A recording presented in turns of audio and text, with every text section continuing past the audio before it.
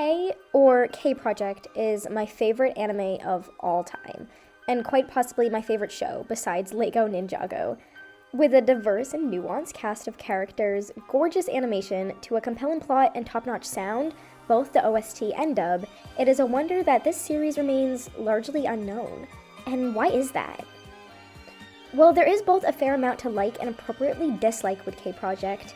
It is the one show I find myself coming back to time and time again. So today, I would like to overanalyze what makes K not only my personal favorite, but also a quality project that deserves far more love and attention. I mean, just look at some of this animation. Also, a small disclaimer, trigger warnings ahead for mentions of mental health, self-harm, and suicide. Stay safe, everyone, and remember that you are loved. I'm going to be talking a lot about the show directly, so do be prepared for spoilers. K's plot twists and emotional journey are well worth your time if you haven't seen it, so I'll start with a sort of description to gauge your interest. The first season is for the most part a murder mystery. Our main protagonist, Yoshiro Asana, aka Shiro, finds himself the prime suspect in the murder of Tadara Totsuka. Tadara belonged to Homura, the Red Clan, one of 7 colorful groups led by one of the 7 kings: silver, gold, red, blue, green, gray, and colorless. Shiro is joined by Koro, a student of the past colorless king, and Neko, a shape-shifting girl who can manipulate reality. Hunted by Homura and Scepter 4, the Blue Clan, Shiro must prove his innocence, all while Koro believes him to be guilty and wants to slay him himself.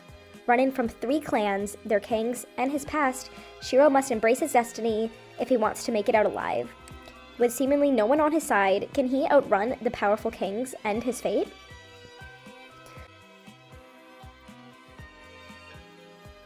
Not only does K Project have multiple seasons, but also manga, side stories, and even 5 stage play adaptations. I would recommend starting with the release order of the anime before engaging in anything else, if you so choose. The anime uncommonly came out before the manga, so the manga consists of either adaptations from the anime itself or add-ons that add more context and complexity to the main storyline the show presents. Simply put, the show can be viewed as a jumping-off point, but if you want to fully embrace the glory of the franchise, the side material is encouraged, but not necessary. The anime goes as followed: K Season 1, K Missing Kings, K Season 2 Return of Kings, K 7 Stories prequel films, and one final conclusion. There is also a non-canon chibi short, Idol K. I'm going to put the manga and other reading recommendations in the description, but if you enjoy the anime, then I cannot recommend the manga enough. It fills in most of the gaps and plot holes of the series, and expands all the characters through the ways they interact with one another, and explores their own personal journeys. I will also be going over some of the side material later on in this long video, so stay tuned.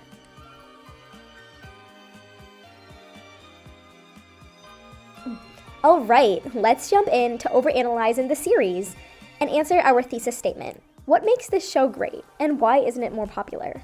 I'd like to begin by dissecting our main hero, Shiro. Hey, that rhymes. As underrated as K truly is, Shiro himself has got to be one of the most underrated characters in the fandom. Shiro starts off as a seemingly ordinary boy and the victim of what I like to call the stereotypical anime boy syndrome. A high school student who adds nothing of value to the plot, surrounded by much more powerful and central people than himself, and yet somehow he is the one we're stuck with. Often a boy in a world filled with magical girls, or an ordinary born protagonist who is forced into the plot as a spectator instead of an active player. That is the stereotypical anime boy. And Shiro is prime real estate for that trope. The icing on the cake is when these boys have amnesia, forget their past, etc. And Shiro fits the bill to a T. At least at the beginning of season 1 he does. The first season of K takes us on a roller coaster of emotions with so many twists and turns and hard to follow plot points that it is not uncommon to be confused. However, it is only the last 3 episodes where the entire arc falls into place, and Shiro emerges as the least stereotypical protagonist you could ever expect, in a plot twist I did not see coming in the slightest. I always say you need to watch season 1 at least twice, spoiler-free first, and then with a better understanding after the heart-shattering final episode. So this is your last warning to go and watch this marvelous show before I dive into spoilers. At first, we are made to question that Shiro is actually evil or not. The evil colorless king, the seventh and weakest king, and the one caught on camera who identified themselves as such and murdered Tartara. This video evidence was enough proof that Shiro was indeed the killer and thus the colorless king, and the audience is meant to question if Shiro really does have missing memories, which would make it obvious he was the murderer all along and forgot. And yet, we grow to love Shiro and begin to root for him. By the end of the series, we are almost certain that he is evil, and our beloved MC is actually the criminal mastermind all along. Wrong. Oh, so wrong. As cool as it would be for our quote-unquote stereotypical anime boy protagonist to be evil, what we get is so much more powerful and nuanced. Shiro is, ready for it, actually the first king, the Silver King, Adolf K. Weissman, the one who started it all. And the real colorless king can possess bodies and control them, so essentially a disembodied spirit. When the unnamed colorless king tried to possess Shiro's original body as the immortal Silver King, that immortality clashed with the wild card that was the colorless king, and thus their souls switched, as revealed in a flashback and explanation in episode 12. Shiro was then forced into the stolen body of an ordinary high school boy, while the colorless king took over Adolf K. Weissman's body, but not his mind, and thus the powers he craved were out of reach once again, and the real, stereotypical ordinary high school boy soul was locked away against his will, only to be released at the end of season 2. There is so much that is great about this plot twist, but we'll begin dissecting it by talking about just that, the plot twist. Aside from the new Red King and the Grey King's reveal, Shiro's reveal as the most powerful king and essentially the founder of the kings themselves was downright shocking and also absolutely brilliant. We are made to believe the boy we followed on the quest to prove his innocence was in fact guilty all along, but the complete opposite is true. Kings are chosen by a mysterious artifact known as the Dresden Slate that Shiro discovered in Germany about 50 years before the show takes place. Shiro, aka Weissman, was the top scientist along with his sister Claudia, who worked together to unlock the mystery of the stone and unleash those powers of the kings upon the world. However, war broke out in Germany, and as a result, Shiro's sister died to save him, while Shiro tried to save their lifelong research. This little bit, though, is only in the manga adaptation, and one could argue not even canon. But I like to think that his sister died to save him because it gives her a bigger role, and she's pretty cool. Anyway, after her death, Shiro finally awoke as the first king, but it was too late. The power of the king could not save his sister, and with her gone, he believed he had nothing else to live for. So Shiro fled to the skies, while his oldest friend and now Gold King was left on the ground to deal with the mess he had left behind. Shiro had given up, and evidence in both side stories and the manga show that Shiro tried many times to kill himself and erase the grief. But as the immortal king now, he had to live with himself, while those ones he loved died mortals, all due to his discovery. It is sweet, sweet irony, and tragic. Another trope in play here is the chosen one trope, which I despise unless it is done well, and Kei does it so well. Kings are not roles to be taken or won. They are roles to be given at perhaps random by the mysterious slate itself.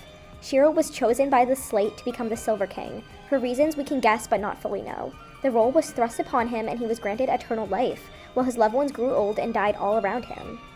It was a role he felt he deserved due to being the one to discover such power, but one he resented. A punishment.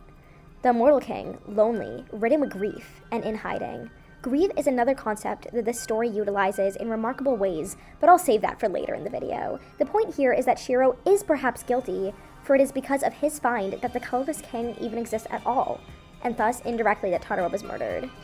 He even talks about this when the blue and red kings clash, close to their limits in a war against each other. I will talk about the blue and red king later, especially the red king. Anyway, it is here that Shiro begins to see all the pain he caused, and all the lives he indirectly touched, and what happened when he chose to run away from his pain and his past to hide and try to forget for half a century. But throughout the initial 13 episodes, we got to see a seemingly innocent high school boy find friends and perhaps a new family for the first time in his life, Neko and Koro, almost mirroring his old friends the Gold King and his sister Claudia. A family he thought he lost, now found again. But did he deserve that happiness when so many had suffered because of him? These questions of power and responsibilities are ones I will talk about in the next section, but that is what makes Shiro such a compelling character for me, if you read the side stories and the manga and read between the lines. All this can be inferred within the show itself, but in order to truly understand why Shiro is an incredible main character, a bit of research is involved. which I would usually criticize. Shows should not give their audiences homework to better understand backstories and motivations. I'm looking at you, Ruby. But with K, I can cut it a bit of slack. Sadly, the show remains hidden and not as popular as it should be. The anime itself works as a tunnel, but unable to fund more seasons, and perhaps due to runtimes and specific episode counts, the manga and side stories are where everything is fully and truly fleshed out, and the tale reaches its height. Because for me personally, it is the characters of K that make it stand out. The plot, especially the mystery of Season 1, and later the introduction of the other kings and clans, is of course compelling, but the dedication to the characters the side material presents is such a treat, and treated with such care, I can truly empathize with some of them.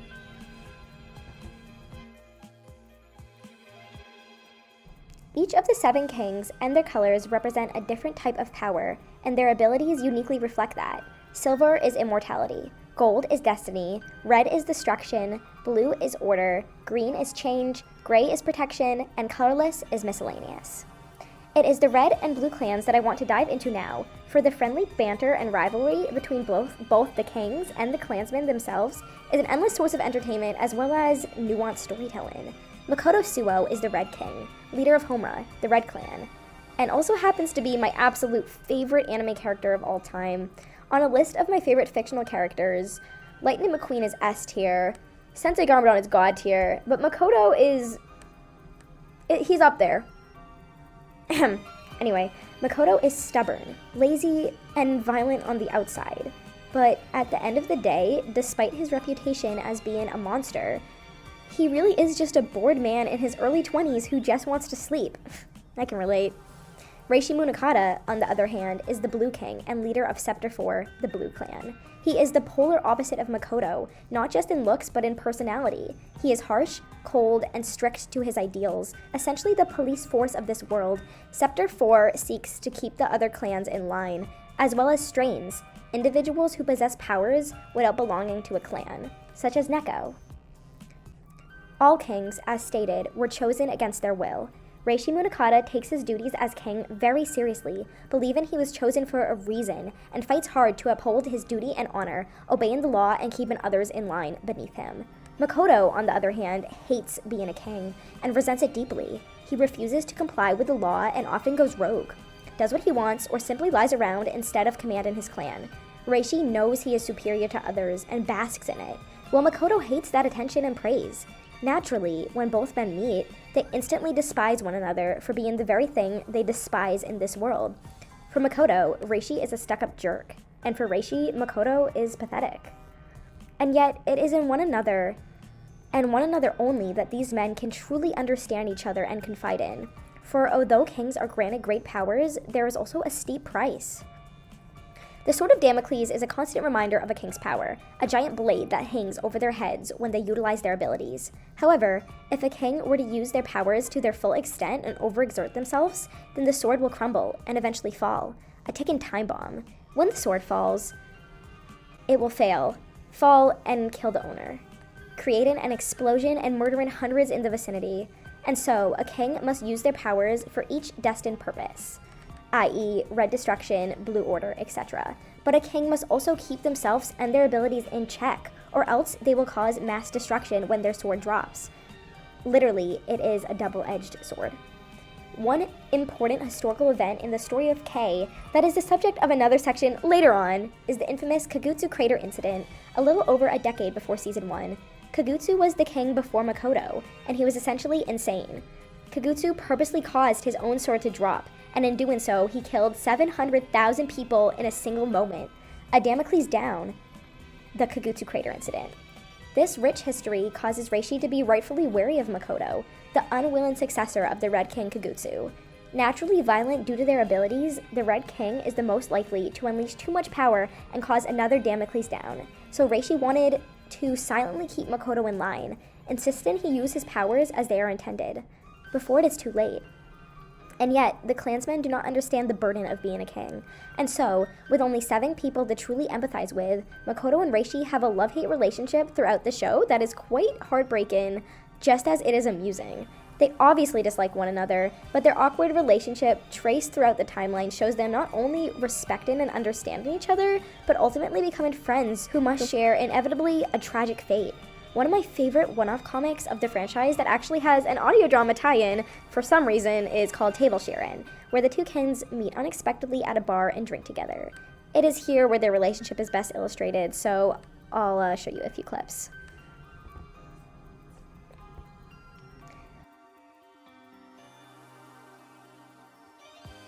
I'd like to continue on with Mikoto because his story is one filled with deep sadness, one that a quick surface-level glance of the series would not reveal. In my personal opinion, Mikoto himself and his powers is an allegory for depression and even suicide. And at the end of Season 1, Mikoto kills himself.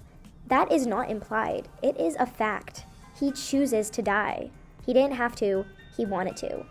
I will explain that as best I can, for I want to do his sad, sad tale and tragedy justice, but I first want to plug in my favorite arc and material of K, the Kingdom of Red manga in all its glory. Seriously, what I would give for an anime adaptation of this essential story. In the manga, we learn how Mikoto became a king, and met his two best friends and central characters, Azumu Kusanagi and Tadara Totsuka. That's right, Tadara, the guy murdered in the very first episode of Season 1. The trio met in middle and high school and soon became inseparable. When Mikoto became a king at the ripe old age of 18, the two boys became his first clansmen. But, as revealed in the Side Red novel, Mikoto thought he was dying when he connected with the slate and awakened as a king. And he also thought that wasn't so bad if he was. Again, Mikoto did not choose to become a king, and his destiny was chosen for him. He now had the red aura inside of him. Fire, flames, destruction, a red monster. But that red power, specifically, in its violent nature, did not like being contained inside a vessel, a person, Mikoto. And unlike the other kings and colors, the red inside of Mikoto constantly wanted to break free of its host and destroy. But of course, if Mikoto unleashed the monster within him, then it would cause his sword to chip away with each outburst, and in the end, eventually fall. And so, in order to protect those he cared about, Mikoto had no choice but to force the power down and lock it away deep within himself. He became isolated, locked away inside his own mind and little world, fighting a constant battle with himself that no one could see. Sound familiar? Depression. In order to subdue the monster, the red, Mikoto was being burned alive from the inside out, and he wanted nothing more than to release the pain and let everything burn around him, but he knew he could not. Tadara served as support for Mikoto. When Mikoto would become unbalanced and want to fight, Tadara was always there to bring him back in and remind him of what was really important. Tadara also believed that the red power could be used for good, but Mikoto refused to listen. To Mikoto, the power was nothing more than a curse, and he wanted to be set free from the pain he never asked for, and the only way to do that, without hurting anyone, was to die. Mikoto has several nightmares throughout the series that are some of my favorite moments in the show, and then when Tadara is killed by who we think to be Shiro, Mikoto feels he has nothing left to hold him back anymore. Mikoto planned to avenge Tadara by personally hunting down and killing the colorless king himself, but in doing so, he would push his power to its limit and his sword would fall. But Mikoto did not care. He wanted to die, and Tadara's death was the catalyst that would allow him to finally do so, and nothing could change his mind. One of my favorite scenes in the show is when Reishi confronts Mikoto about his decision, knowing he cannot change his mind but still wanting to speak to him before everything went to hell. Reishi is certainly an interesting character to say the least, and although less fleshed out and complex as Mikoto, he's truly a shining star of the first season. Reishi was having his own battle, for he knew he could not stop Mikoto, but he had to try, or else he would be forced to kill his only friend. If a king's sword falls, the only way for it to fade before it collides with the ground and causes destruction is for the king to die first. About a 10-second window. When Mikoto kills the colorless king, trapped inside Shiro's body, his power fails him, and he embraces death with a smile, finally free. And it is Reishi now who must kill his only friend in order to save thousands. He must put his duty above his emotions, which is what the blue power is all about, which is what Mikoto could not do. And it is this ending of Season 1 that deserves to be a top contender in those top 10 saddest anime moments. It is so bittersweet and yet so perfectly tragic and illustrated, for we are happy for Mikoto that he is finally free, but hate the way it came about. And for the first and perhaps only time, we genuinely, or at least I genuinely feel for Reishi. If one were to hate K for everything it stands for, at least walk away from it acknowledging this masterpiece of a season finale.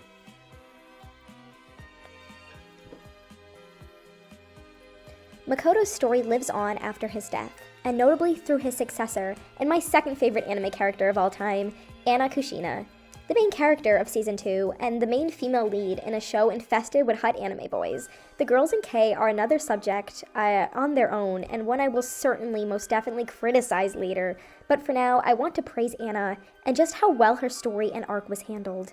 She is treated as a character, and I love every second of it.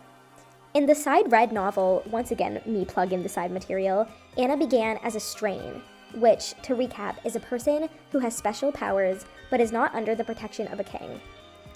Anna was wanted for her unique perception abilities. Essentially, she can connect to people through their emotions, and even use that empathy to see briefly into the future.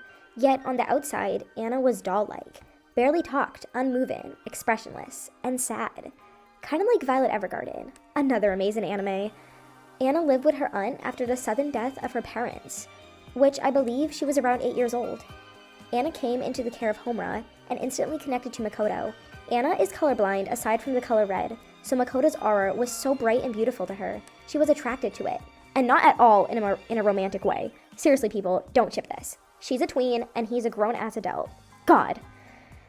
Anyway, Anna got close to Mikoto in ways no one else could, and due to her abilities, she was able to see into his head and feel his pain. Anna alone truly understood the losing battle Mikoto had to fight every day, and she related. Anna was taught to be ashamed of her powers and believe it was her fault that her parents were killed. Her aunt's memories later had to be erased for her own protection, so Homura adopted Anna, who was scared, alone, and hurting, and literally less than 10 years old. All in her head, just like Mikoto. They understood each other. They connected. They felt each other's pain. It is a beautiful father-daughter dynamic. When Mikoto dies, Anna loses the ability to see red.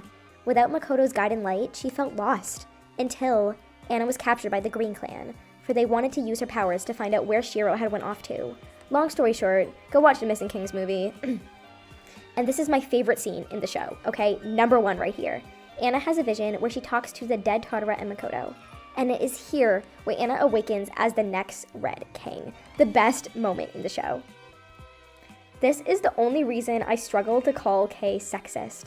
King is a genderless term for the series, and not once does anyone make a sexist comment against Anna. She is just accepted as a king, only to be doubted due to her age and size and not her gender. It is wonderful. But of course, now Anna is faced with the same burden as Mikoto. The red trapped inside her tiny body, bursting to get out and willing to bring her down with it. However, Anna listened to Totara's pleas to make the quote-unquote monster within her, the red power, her friend, and to use that red for protection. Oh, I just got an email that I got hired for a job. Yay! Anyway, where was I? Anna vowed to use the red for protection instead of destruction, even though it was her quote-unquote destiny to cause destruction. She wanted to change that. The roles of red and gray are flipped in Season 2. Anna makes the red her own, and uses it to protect her family, Homura, the people who took her in when no one else would, the people who made her feel like she belonged. The Grey King, whom I will also talk about later, uses the powers he once channeled as protection to fight and destroy the world around him, all out of his grief. Anna is able to make the red her friend, and she views the red power as a blessing, vowing now to not fall as Mikoto had. And yet, she channels Mikoto and Totara's energy and spirits through her powers, never forgetting them, and never blaming them. She fights for them, and for those she loves, and for herself. And it is so fucking good, guys. Anna's struggles to adapt to her new powers are outlined in the manga between the Missing Kings movie and Season 2, called K Countdown. I'll put some scenes here because her arc of accepting herself as a king and learning to control her powers is honestly amazing and shows just how resilient of a character she is. And at this point, she's only 12 years old.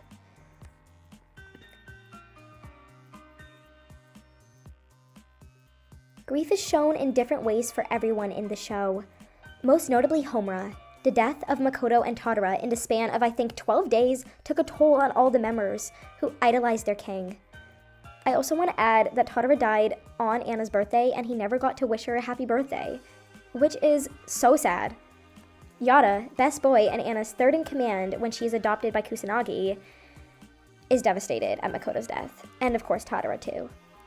I also just want to add in really quickly here when I'm editing this video that the whole reason that Tadara was killed and that Shiro was framed is that the Green Clan corresponded with the Colorless King to try to take down all 7 kings, okay? So basically, all Mikoto needed to go over the edge was for Tadara to die, which is really sad, so they killed Tadara to get to Mikoto.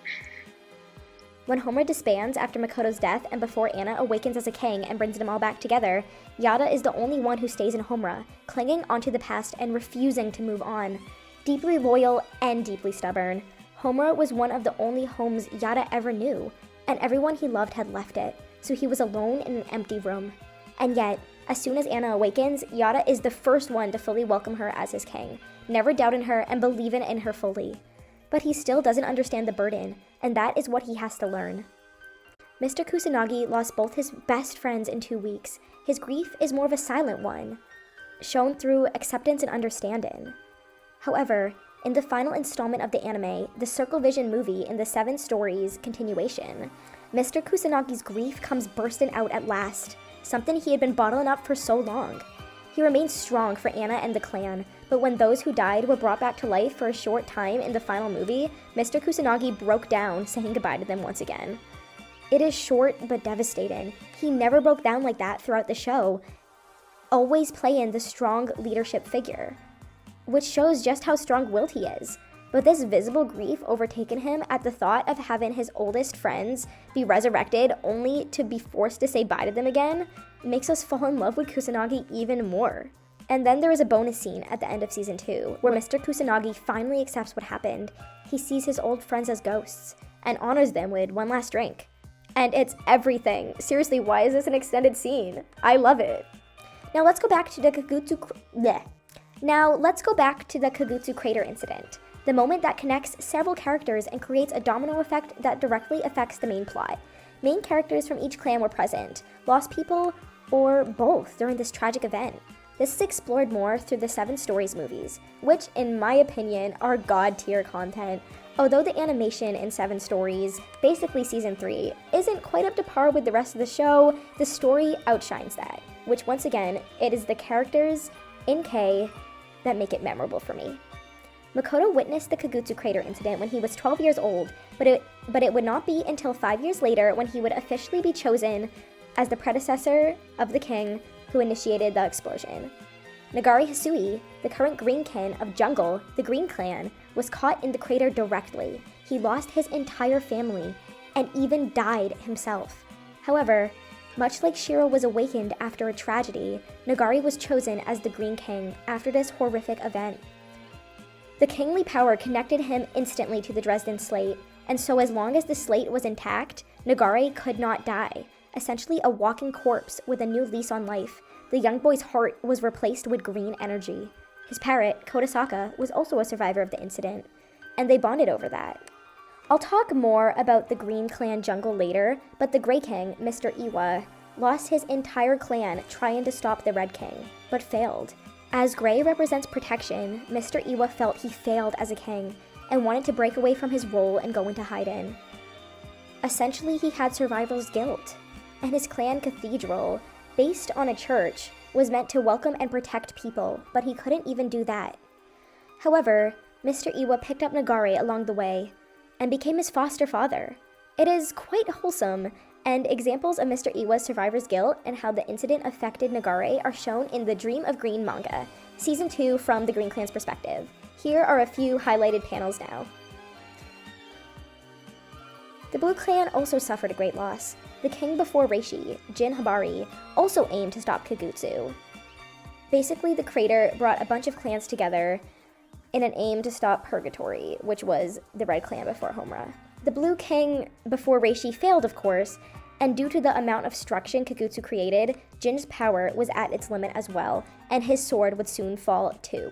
In order to prevent a second Damocles down in the span of a few minutes, Guki Zenjo, the second in command at the time, was ordered to kill his king after losing his own arm in the explosion.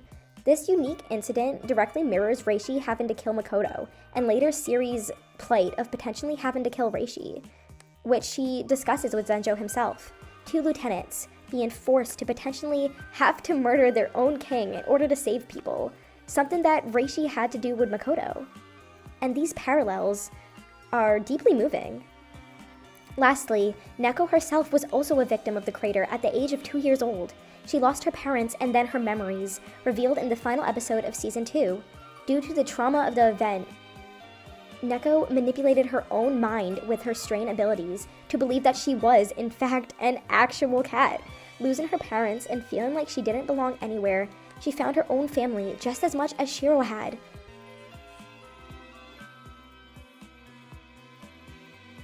This directly brings me to my next point, the theme of K.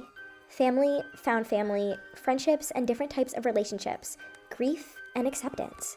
In Neko's speech, she solves Shiro's entire dilemma in literally a few seconds. As cheesy as it may sound, the lesson Shiro must learn in the end is that power is not what matters. It is his relationships he made throughout his life. And that, in and of itself, proves that it wasn't all for nothing. He became a king for a reason. He loved and lost for a reason. Spoilers ahead for Fullmetal Alchemist Brotherhood, which, again, god tier anime right there. But this is ultimately the same lesson that Edward Elric learns at the ending of his journey. The slate is then destroyed by the combined efforts of the Red and Silver Kings, marking the ending of Shiro's dream, but he gets to start anew. And as a result of the slate's destruction, Nagare dies, no longer connected to his power and his life source. This is perfectly shown in a quote from the ending of Dream of Green. And as a result of Nagare's dream also dying in that moment, the Grey King also chose to die with his adopted son. Nagare wanted to grant the whole world powers so everyone could become their own king, and thus be able to protect themselves if an event such as the Kagutsu crater ever happened again, in which Nagare lost everything, and yet gained everything, in a twisted, odd way. Nagare believed that everyone should make their own destiny, directly opposing the Gold King, because gold equals destiny, green equals change. And forming an alliance with his surrogate father, Mr. Iwa, who didn't necessarily want that goal, but wanted Nagare to be happy, and with nothing left for him anymore, he joined his quest. Nagare wanted everyone to have powers to protect them from rogue kings, like Kagutsu, but once the slate was destroyed, he realized that Neko was right. Family mattered more than power, and Nagare had that. He had a family, just like the Silver Clan. Even after losing everything, he found new people, and then he ends up answering his own question. How can you be so strong? Because of the people around you, supporting you, like Nagare had, and once he finally realizes what truly mattered, it was too late. Yet now, with no slate, there could be no more rogue kings. No more kings, period. Instead of everyone getting powers like he had wanted, now no one would. He won. And I am sobbing.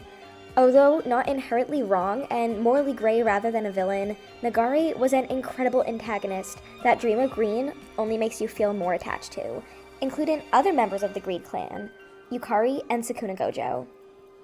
Yukari Mishakuji was an adopted brother of Koro, for they both were students and clansmen of the late colorless king, Ishigen Miwa, before the evil one took over in Season 1. Yukari went to travel the world and later aligned himself with the Green King to bring what he hoped would be beauty to the world. Being rather obsessed with the concept, Gojo ran away from his rich family to live the life he wanted. Petty, of course, but he is 13. And Gojo's relationship with Dohan, the female representative of Jungle, and later his perhaps new parent Yukari are actually quite touching. Homura is the greatest version of found family, essentially a bunch of older brothers adopting their little sister. And while Homura values their clansmen above the rules, Scepter 4 is the opposite, duty above clan. Reishi is quite an interesting character to say the least, and an example of his morals is in the Side Blue 7 Stories episode. A young clansman, Kuzahara, dies to protect Reishi, and he views this sacrifice as quote-unquote necessary to rebuild in Scepter 4 after the crater incident. To Reishi, his clan understands the importance of upholding the law, and would gladly give their lives to do it. Reishi does not let his emotions cloud his judgment or his job, which can come in handy, but Reishi needed to realize just how important his family, his clan, was, which he did to some extent at the end of Season 2. But I would have liked to have seen a little more of that.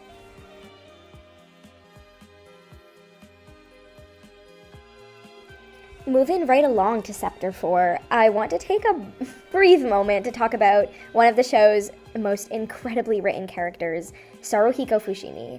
His arc, backstory, and simply his character is easy to understand, but in order to fully understand him, side material is once again required, but it is fantastic.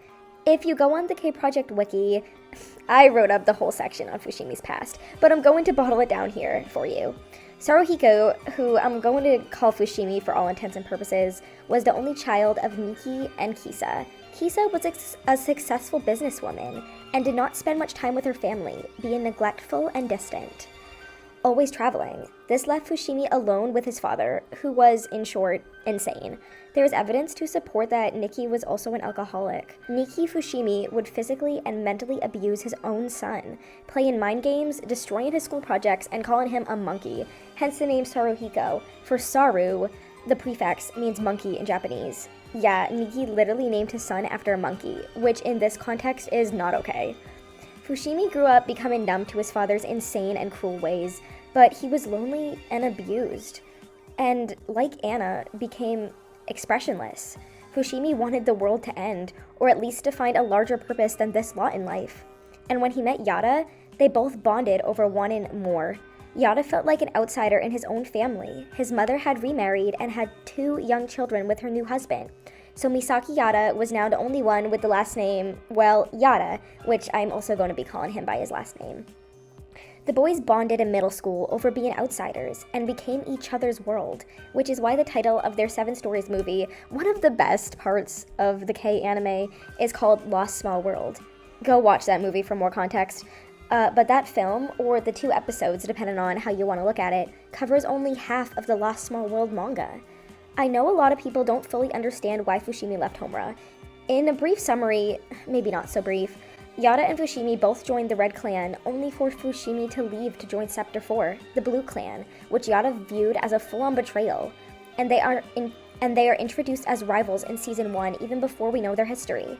Fushimi explains that he was sick of being a gangster and a punk, and in his own words, desired more than that life, yet he still wanted to be under the Slate's influence. Once belonging to a clan, he couldn't go back to being powerless, but he couldn't stay in Homura, so he fled to Chapter 4, as shown in this scene from Season 1. However, there is much more to this tale than that. This is shown in both the Lost Small World manga and the stage play. The stage play adaptation is, without question, my favorite K content of all time. It's just, it's so good. And it's hard to find the English version, but I got ya, so hit me up if you're interested. I'm going to play a few scenes in a bit, but first I want to explain my love for this man. Fushimi was around 15 or 16 when he joined Homura, and his father died shortly after. Although glad that the man was dead, Fushimi was furious that he never got a proper apology. Miki messed up Fushimi, taunting him, a habit that Fushimi would unfortunately adopt when speaking to Yada. But this wasn't at first. Yada and Fushimi settled into Homura well in the beginning, but after one visit to Chapter 4, Reishi, the Blue King, I know there's a lot of names here, sparked interest in Fushimi's skills, both his weaponry and his brains. Fushimi was confused as Mr. Kusanagi dismissed this, but later, when driving by his father's old house, Fushimi saw Nikki's ghost. This would happen several more times, where Nikki would literally haunt his son, whispering things into his ear, expressing Fushimi's secret doubts about being in Homura. Yada and Fushimi initially joined Homura after Mikoto had saved them, and they did not want to be defenseless again, so they chose power. Fushimi viewed their red as a choice they both had made to protect themselves and each other, while Yada idolized Mikoto and viewed their powers as a gift from the man who had rescued them from the streets. Fushimi thought Mikoto was lazy, but he truly feared him. Nikki drove Fushimi further away from Yada until it is revealed that Fushimi's cousin, Aya Ogai, actually planted a virus in Fushimi's phone, causing him to have these visions of his dead father. She did so through the Green Clan's social media powers, utilizing their network and connections. But Nagare, the Greenkin, wanted Fushimi, not Aya. Jealous and spiteful, Aya was kicked out as Nagare spoke to Fushimi directly, expressing his wishes for him to join Jungle. But the catch is, Fushimi wasn't captivated by Nagare, nor Mikoto, as Yada was. He was captivated by Reishi, finally feeling what Yada had felt, true loyalty to a king. And so, with 3 kings wanting him personally, and the ultimate blessing from Mikoto to leave, Fushimi chose to join the Blue Clan. Aya and Nagari's mission was to push Fushimi farther from Sector 4. Yada became distant, a loyal member of the clan, and forgetting why they had initially joined in the first place, for each other. Basically, Fushimi was jealous. Niki's ghost haunted Fushimi, to which only he could see, and no one believed him. And even though the virus was gone, it is implied that Niki's spirit would forever be there, tormenting his son even after he was dead. This can be viewed in multiple ways. One, that Fushimi was schizophrenic, and two, that Fushimi cannot escape his past. He was now alone once again, in a new clan, but with no friends, all thanks to his father, the man who destroyed everything Fushimi ever held dear, which could be why he was so reluctant to make friends in the first place. He didn't want his father to hurt them. And this all happened when Fushimi was 16, frickin' 16 years old, these poor, tormented children. And so, Season 1 commences, with the banter and hatred between Yada and Fushimi, Yada viewing Fushimi as a full-on traitor to Mikoto, Fushimi viewing Yada as stupid and just a follower. In Missing Kings, Fushimi puts his pride aside and finally helps Yada rescue Anna, leading to her becoming a king herself. This begins a small bond between them, and in Season 2, Fushimi goes undercover in jungle, finally joining Nagare, but as a double agent for Reishi, his true king. When Yada learns of Fushimi's sacrifice, he finally realizes that to Fushimi, Reishi was his true king all along. Finally, the two understand one another. They can be in different clans, with different loyalties, but they can still be friends. A simple enough conclusion, but we have to remember that these kids were 16 years old when they broke apart, and that Fushimi was not really stable enough to fully appreciate what was happening. They both had to go through the arc of Season 2 to basically find each other again. And with the context of Lost Small World, it's really good. And in the final chapter of the Lost Small World manga, Anna tells Fushimi that, quote, the monster is gone, implying that Fushimi finally defeated his father at last. And as Yada and Fushimi, powerless once again, but friends once more, walk down the street, Yada asks Fushimi if he'll visit his mother Kisa. Fushimi says no, he won't, because he doesn't think that his mother would want to see him, for he's beginning to resemble Miki more and more, whom Kisa despised. But Yada confidently states that Fushimi will not become his father, because he feels guilt. He knows what it means to be human. I'm literally screaming, seriously, go watch the play.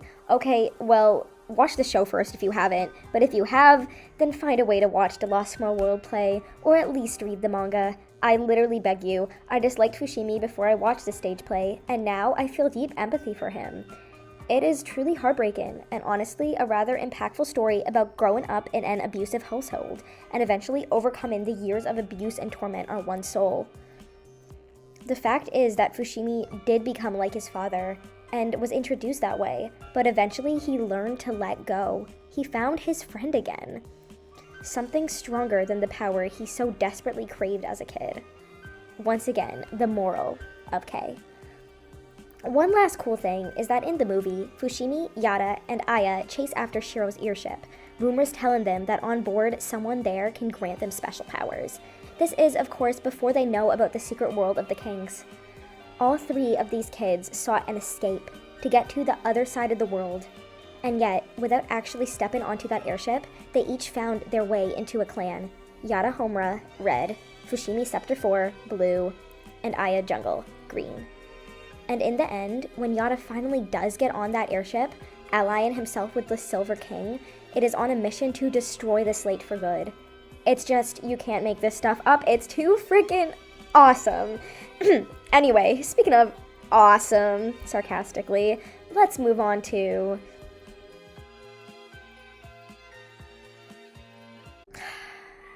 Okay, this is a really hard section to write for me. Obviously, as a girl myself, I am very particular when it comes to female representation. That is the main reason why I'm turned off by most anime, and why I've only watched a handful of anime all the way through. The fan service. Fanservice is essentially sexualizing female characters purely for the enjoyment of the viewers, mostly a male audience. Of course, there is more to it than that, but that's the basic idea. Since the age of consent in Japan is 13 as far as my knowledge goes, shows like K and other anime can often get away with sexualizing minors and putting in rather suggestive content. This isn't to say that all anime is sexist, or Japan for that matter, but as a woman, watching these types of shows is often infuriating. Which is where K comes in, because oh boy does it have fan service. Not only that, but some of the worst fan service I've seen. Neko, arguably the main female character, 15 years old in season 1, is introduced naked. Siri's clothing hardly covers her. There was only one major female character per clan. Anna for Homura, Siri for Sector 4, Neko for the White Rice Party, which is the Silver Clan's name, and Dohan for Jungle. And nearly all of these girls are seen half naked, or in Neko's case, completely naked. I'm not going to make excuses for this stuff because I absolutely hate it. It's unnecessary and takes away from the show, and is probably a key reason why so many people don't want to watch it. But I mean, if fan service is your thing, then I suppose this could be a drawing, because I swear it's everywhere, especially in season 2. And yet, I can still find a small ray of hope amongst all of this, and that is the female characters, as in their actual character arcs and their stories. If you look aside their disproportionate bodies, the female characters in K are some of the best characters in the whole damn show. Anna, of course, is excellent, and thank God she isn't sexualized. She's just amazing. Neko is fun and funny. She's allowed to be goofy, carefree, and spirited. She laughs, she loves food, she eats a lot, and she's insanely powerful. Now, I may be reaching here, or at least trying to detect some good within this mess of sexism, but in most anime, the female's clothing is stripped off without their consent, and they're shown to be embarrassed, trying to hide. They are exploited by male characters for male viewers. Their embarrassment meant to be cute or funny. Well, in K, Neko chooses to remove her clothing, and not for sexual desire, but because she thinks she's a cat and doesn't want to be clothed. Yeah, that sounds pretty bad, but when you remember her story and how she forced herself to erase her own memory to hide from the terrible pain in her past, it somewhat makes sense, ? Neko thinks she is a cat to protect herself from losing her parents, and never knowing parental or unconditional love or having a real home, forcing her mind to manipulate the memories of those around her for some semblance of normality, so she can create her own perfect world. Kinda like what Jungle wanted, but to a smaller degree. Neko is given a character. She isn't just a pretty thing. She's not just there to look at. She's important to the story. She's a badass, and she ends up saving the day at the end of both seasons. The first season, when Neko uses her power to the max to project Shiro around the island, helping to evacuate the students. The second season, when Neko spills out the entire theme and lesson of the show in literally a few seconds, and then teleporting Shiro to safety to save his life. Neko's really cool. And more than just the climaxes does she save Shiro and other characters through her illusions and teleportation. Neko is confident, and she takes control over her own body. In another world, she could be a really good role model, and none of the other characters sexualize her. In fact, they all respect her. Well, Neko isn't ashamed of her body and likes to just be naked. I guess a nudist. Those around her beg her to put clothing on and to be decent. They care about her. One thing I love, and also sometimes resent, about K is that there are no clear couples or romantic interests. No characters are motivated by love or lust. And the women in K are treated as equal to the men, with no sexism within the world, although absolutely behind the scenes. So let's talk about Siri. So, my top 5 favorite characters are as followed. In order: Mikoto, Anna, Siri, Fushimi, and Yana. Siri is absolutely my comfort character. She is smart, pretty, and a badass in her own right, through her words and her fighting.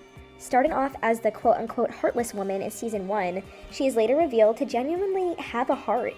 Whether it's worried about Fushimi when he quit Sector 4, or her secret quote-unquote romance with Azumo. My OTP. Siri is the second in command for Sector 4, the lieutenant, the right hand of Reishi himself, the first to join his clan after he became a king, and she often takes command when Reishi is absent, such as when he was fired in season 2. Strict, rule-abiding, and powerful, Siri commands and produces flawless results, good at her job and respected by those under her. No one questions her authority because she's a woman. As the only female up front, aside from her adorable friend in the manga, Siri is a force to be reckoned with. Which is why it is devastating that her character has the most fan service. The only thing I can really be thankful for is that Siri is a grown adult, so at least we're not sexualizing minors here. But like, Miss Girl, this outfit is not practical. And yet, like Neko, Siri owns her sexuality. In one scene from my favorite episode, Kids Room, Siri and Azuma Kusanagi infiltrate a jungle party. Siri uses her sex appeal to steal a list from one of the enemies, knocking him out after leading him on.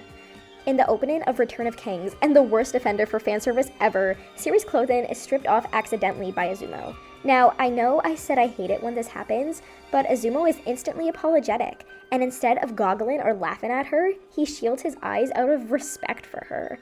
Siri, however, remains confident, not trying to hide her skin, and determined, continues the fight anyway.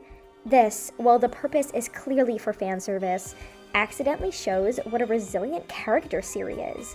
Instead of running away, she continues the fight, as any soldier would. I dearly wish Siri got more moments to shine, especially fight-wise. While the ones she got were few and far between, it is her leadership skills that truly shine. And her arc in Season 2, one that I would consider one of the main arcs that season, is one of the best in the show for me. For, as stated before, Siri is faced with the prospect that she may have to kill her king. Just as Reishi was forced to slay Mikoto to save hundreds, and Zenjo was forced to slay the previous Blue King Jin Habari, Siri watched as Reishi's sword began to chip throughout the season. Through Return of Kings, she watched her captain succumb to fight after fight, eventually losing and breaking down, his sword failing him. After the final fight with the Grey King, Reishi used up most of his powers, and his sword would not disappear, indicating that it was about to fall. Siri did not want to kill Reishi, but just as Reishi had done, Siri's duty came before her emotions. She is shown to be deeply loyal to the cause, to Scepter 4, and to her captain. She would do anything to uphold her duty, even killing her captain. In the end, the slate is destroyed, and Sari was spared from having to commit the action. I will admit, I wanted Siri to kill Reishi, perhaps for my biases in hating Reishi and loving Siri, but I truly believe it would have concluded both of their arcs fabulously. Dohan Hirosaka is as underrated as the show itself. Sexualized in the second season briefly, Dohan gets some of the best fights. Granted, she is disguised as seemingly a man during these scenes, but she explains this best herself in the Side Green movie. Driven by greed and desire for money, she grew up with a sick younger brother, who tragically died. Her motivation gone, she continued doing the only thing she knew how, working for money. Dohan was a U-rank player in Jungle, the highest being J-rank, working backwards from Dispelling of Jungle, Jungle. She did not desire to become J-rank and meet Nagare because she was perfectly content with being a U-rank and continuing to make money through missions rather than leading the missions herself. Basically, she found a way to game the system to her advantage. Like Siri, Dohan is strict and often emotionless, although she has a soft spot for Sukuna, reminding her of her lost brother. Other female characters include Kakuri. The character we're believed to be the main protagonist at first until she gets corrupted by the Colorless King. She's a charming character and serves her purpose in the background, and I honestly adore her. She gets her moments as well, which is pretty neat. And it is really nice to see Neko interact with both Kakuri and Anna without any jealousy between them. Female friends are rare in media sometimes, which breaks my heart because they can be so wholesome. Anna and Neko show that, and their unexpected friendship is just so sweet, for they both suffered similar losses in the past and deserve that connection. Shiro's sister Claudia is a top scientist, and co-discoverer and researcher of the slate along with Shiro. Although she is the catalyst that causes Shiro to spiral, this is why I love the manga, how she dies to save Shiro. It honestly makes her the real hero of the story, and it's wonderful to see her again in Circle Vision. Kisa is a powerful businesswoman, but a terrible mother. Aya is a well-rounded character, and I do pity her. She only wanted to be friends with Fushimi, her cousin, but he always overlooked her. Aya was smart, equally intelligent to Fushimi, but Fushimi chose Yada over her, and Nagare chose Fushimi over her as well. Always second place. Kei needed more female characters, but the lack of girls allowed for the ones we had to prosper. I've become numb to the fan service after watching the series literally 10 times plus, but please do be aware that it does get pretty bad. And if that doesn't bother you, great. But for my girls out there, I apologize. And still, I keep coming back to Kei. I know this makes me hypocritical. I tried watching My Hero Academia but had to stop after the fan service got so extreme and the girls got little to no spotlight. So why is Kei different? And I think, once again, the reason is that I feel connected to these characters. And I know everyone has their own connections and favorite fictional characters and emotional support. People love My Hero Academia for the characters, and I deeply respect that. But Kei is My Hero Academia, if that makes any sense whatsoever. I love Siri, I love Anna, and I adore Neko with all my heart. Me and my sister used to dub Kei for fun, and I loved voicing Neko the best. Maybe I'll do her voice later. Anyway, the characters were sexualized by male creators, and yet in the show, they do nothing but own their sexuality and be confident. It's the best middle finger I can think of to those perverts who make these shows, and it's the best I can do to convince myself it's okay to enjoy this anime. We got a female king. I'm happy.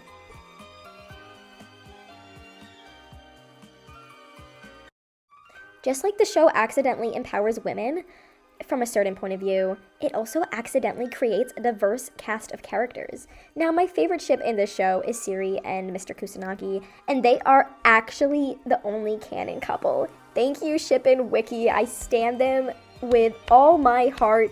OTP power couple. I love it. Seriously, I love them so much. They're so wholesome. But I digress. But just as much as Kei has a problem with fan service, it also has a massive issue with queerbaiting. Through the dialogue, positions, and official art, yes, this is official art, it is more than clear that this is baiting and not actually canon. To define queerbaiting quickly, in my own words, is basically putting on the appearance that characters may be gay, queer, or part of the LGBT community, but then not following through with that. As such, it's baiting the audience, and it may be a draw-in for certain people. Now, this genuinely makes me scratch my head and ask, who is this show for? We've got fan service to appeal to the stereotypical straight male audience, and yet the majority of the cast is hot men riddled with queer undertones. Is this show for the girls, the gays, or someone else entirely? And perhaps that too is another reason why K-Project remains unpopular. It can't make up its mind for who it's for. And to that I say, K is for everyone, and anyone who can enjoy it despite its flaws. Crazy people like me. Now let's actually talk about the queerbaiting. Because, like all fandoms, healthy shipping can be fun. Mikoto and Reishi are personally some of my favorites. And a queer reading of their story makes it all the more tragic. The queerbaiting is there if you read into it.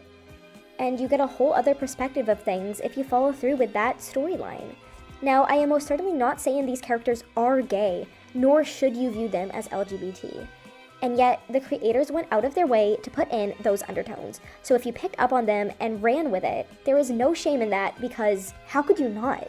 Same as if you found the fan service attractive. It is not your fault that that was intentionally put there to appeal to certain audiences. I love Kei for what it is, and I love that it's not romantic. These characters do not need to be romantically involved, nor should they be. And yet, viewing Yara and Fushimi as exes is fun. Plus, the wiki says they're semi-canon, so what's up with that? Like, hello? Yukari Mishakachi. Queer-coded, but not officially queer. Yukari is a very feminine man.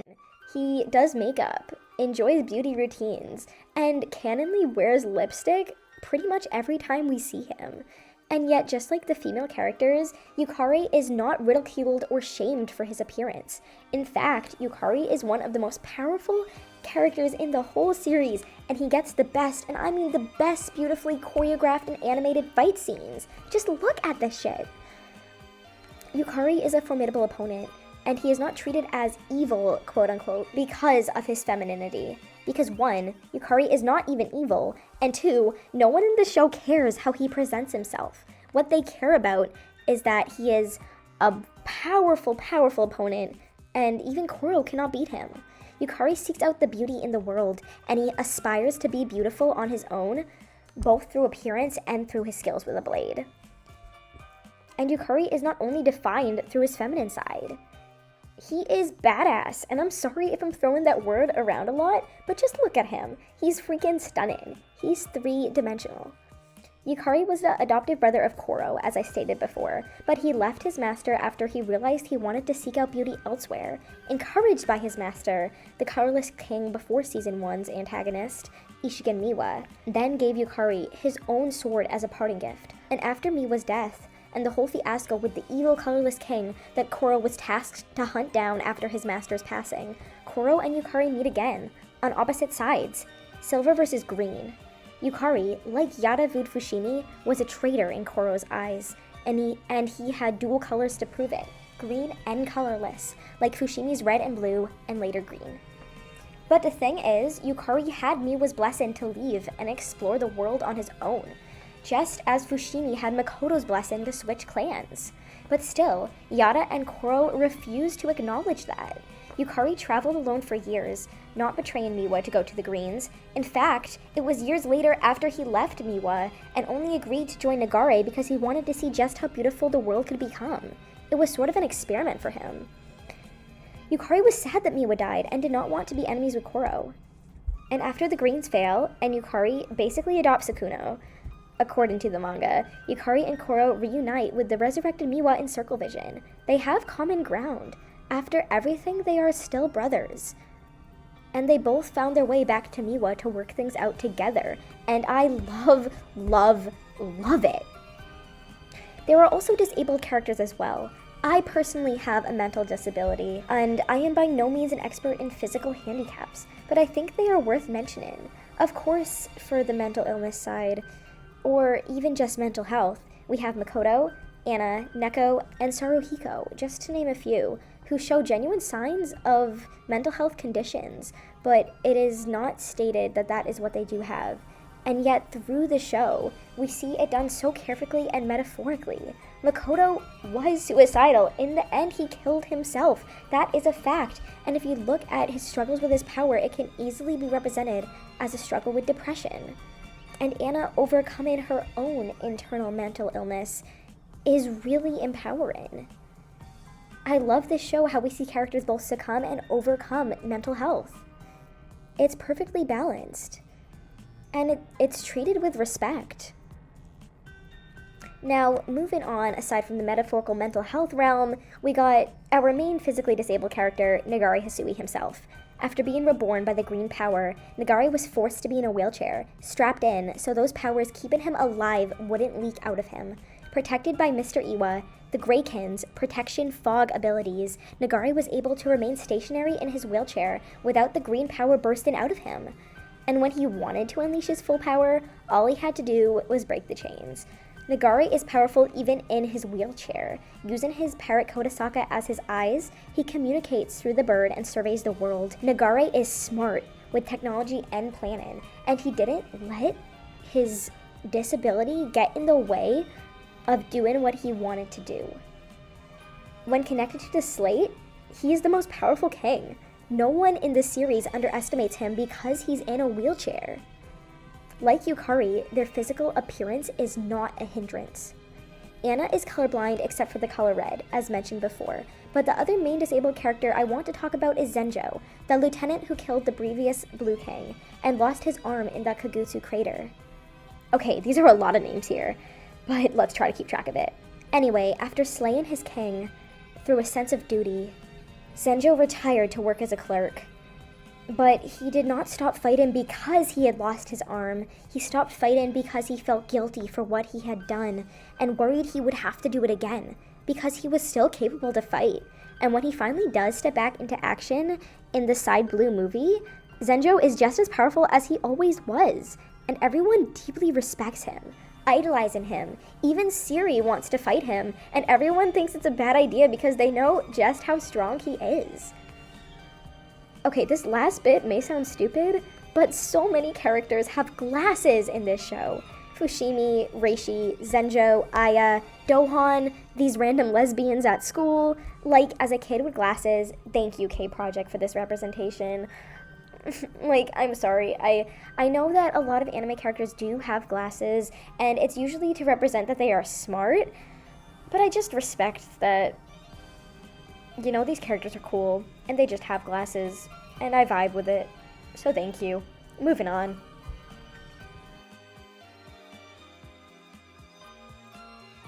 If it wasn't already clear, I love the Anime K project and everything it has to offer.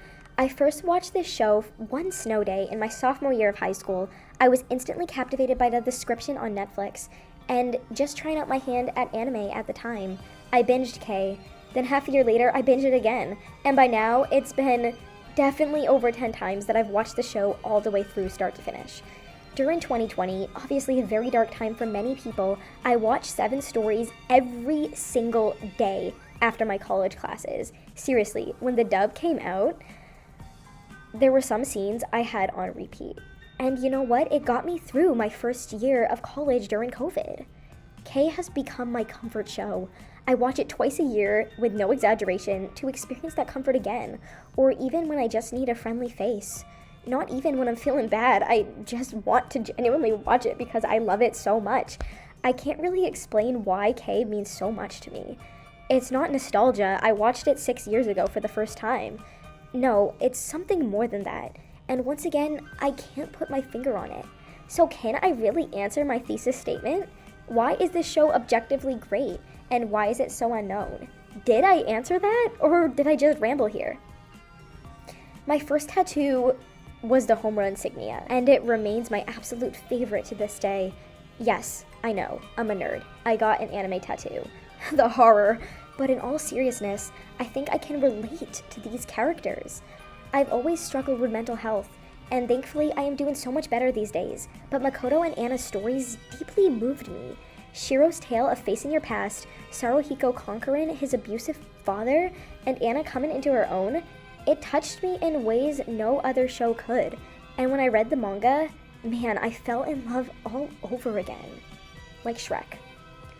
So is it just me, or does this show deserve to be more popular?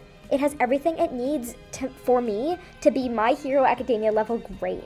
The fights, the dub cast. I mean, we got Sailor Moon, we got Natsu, we got these Vox Machina people.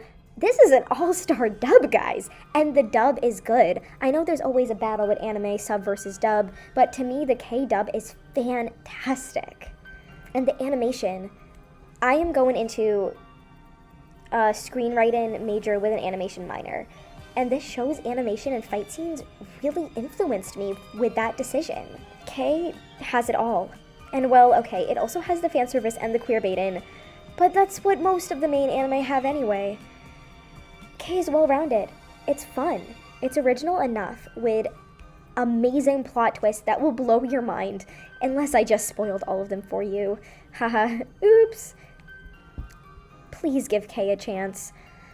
Or if you've already seen it, reconsider it. Objectively, it's got the goods, as I just stated, and subjectively, it rocked my world, as I literally just gushed about it for an hour. And here on this channel, I love making K-Project AMVs. I got my iPad specifically so I could draw K-Project and Ninjago fan art. I'm not sure how to close this video, so I'll start with a thank you, if you stuck with me for this long. And thank you everyone who supported this channel. It means the world to me. Please excuse my rambling and my disorganization, but it's 2023, and I had to get this video out there. Last year, K turned 10 years old, and they're still making content for it. Every month, they're releasing short stories, some of it a continuation from the end of Season 2. And I just love that even after all these years, the creators are still producing more content even if they can't make more episodes.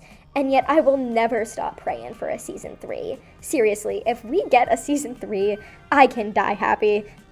Anyway, I digress once again. Please let me know your thoughts on the show, whether you agree or disagree with my opinions and my points. And with that, I bid you all a very fond farewell.